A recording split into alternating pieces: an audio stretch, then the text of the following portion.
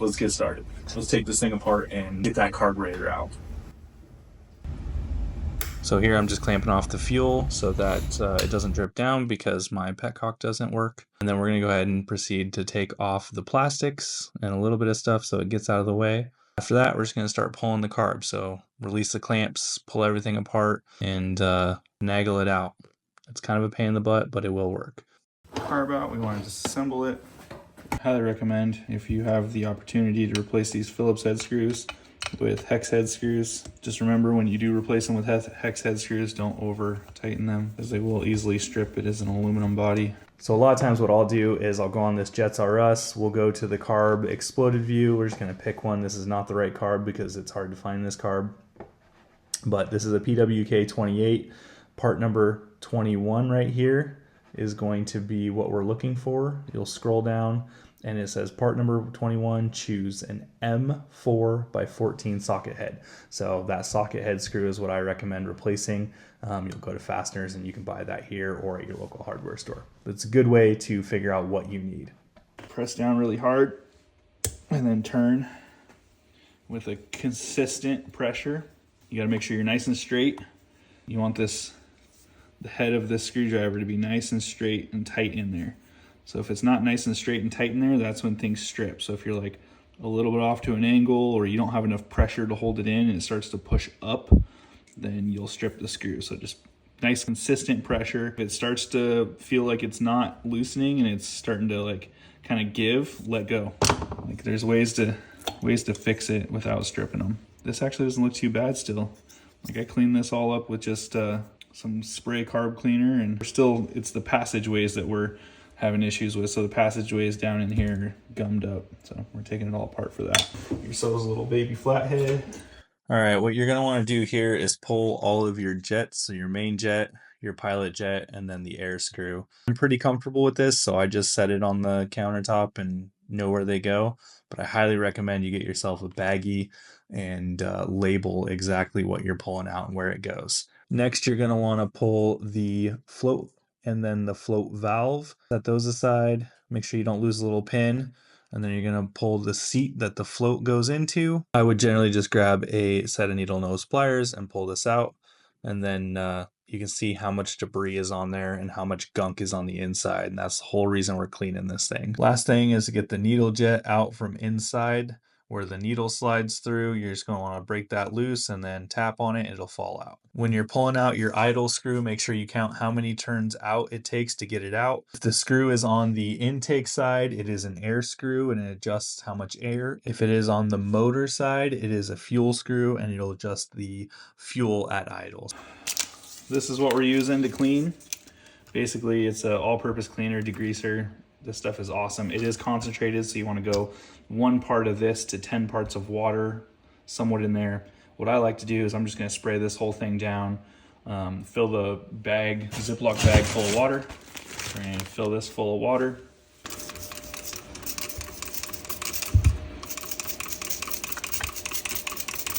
I'm going to go ahead and put this inside the bag. Now we're really able to see how dirty this is when it's done. We're gonna go ahead and put a couple more of these parts in there. We're gonna put all our brass parts in there as well. Come off in one piece, come off in one piece. Yeah. They don't all come off in one piece. So we'll put that in there too. On. All right, if you've never used an ultrasonic cleaner before, they make a racket. Don't put your hands inside the bowl because what it can do is cavitate the bloodstream and it can really injure you. So go ahead and follow all the precautions.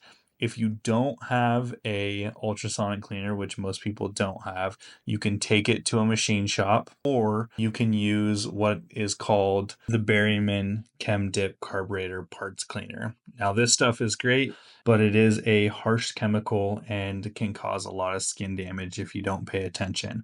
Definitely use precautions, and I don't like to smell this stuff either, so I would use a respirator. All right, we're done. Just hit the 0.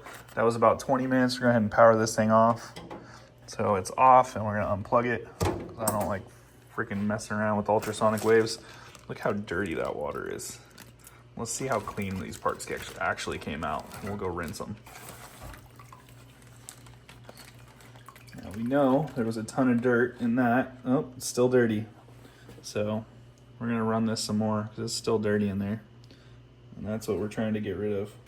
All right, so the carburetor spent another 10 minutes in the ultrasonic cleaner. This stuff is even more dirty and gross. We're gonna go ahead and take everything out and give it a good rinse and then blow it all out with compressed air. So let's do that. Once all your parts are clean and rinsed, you just wanna take some compressed air and you wanna go ahead and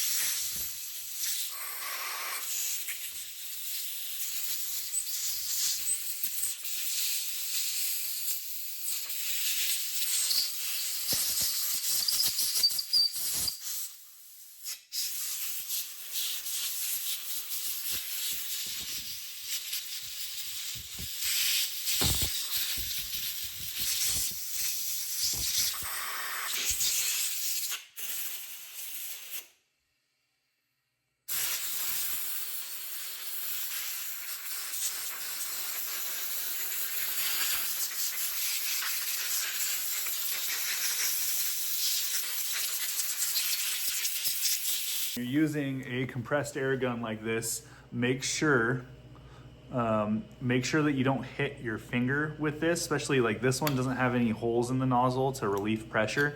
So if you hit your bloodstream with compressed air like this, there's a good chance that it's gonna hurt you or mess you up. So make sure that when you're doing something like this, you either wear gloves or you've been doing it a while and you just don't hit your airstream. Just like if you're gonna blow yourself off with compressed air, don't get close to your skin, because it can really hurt you. So there's a lot of things about doing this that can mess you up if you're not paying attention. So, but we wanna get the carburetor nice and clean and everything out of all the passageways. Now this will start to flash rust immediately because of the water. So if you take some WD-40 and just kind of spray over it and rub it down, you'll be better off. Like down in there, it's nice and clean now. There's no gunk in there. This thing's gonna function just fine. That looks good. So let's put everything back together. I'm gonna finish drying off all the rest of these parts and then we'll get it back on the quad. These are all nice and clean. Like you just feel there's no grit, grime on them anymore. I do need to replace some of these rubber parts. I'm gonna go ahead and put them back in for now and order the parts and I'll take it back off. But you don't wanna do too much cleaning on these old rubber parts. They'll just kind of fall apart and not work at all. This one goes in here, like so. So when it's dirty, it all kind of stays together. When it's clean, it all wants to fall apart. Story of the life. You're going to want to go in reverse order and just put everything back in as it belongs. If you don't know where something goes, go ahead and pull up Partzilla, go to your ATV, and then go to Carburetor, and you'll see the parts diagram with the exploded view, and that'll kind of show you exactly where everything goes back. Make sure to follow that to a T. If you need any parts, you can order those off there also. I do think they're a little expensive, but some parts they have and other people don't. So great resource, Partzilla, and we can put it back on. So that's how you clean it, and we'll go get it back on the bike. Hopefully this helps you guys. Make sure you do this properly. You want to take your time. You want to use an ultrasonic cleaner or a really heavy chemical dip, and then you want to blow out all those passageways. That is the main part. You want to get all the little debris out of those passageways. Otherwise, it may never run right. So if this helped you guys, I appreciate you. Go ahead and comment down below if you need something else.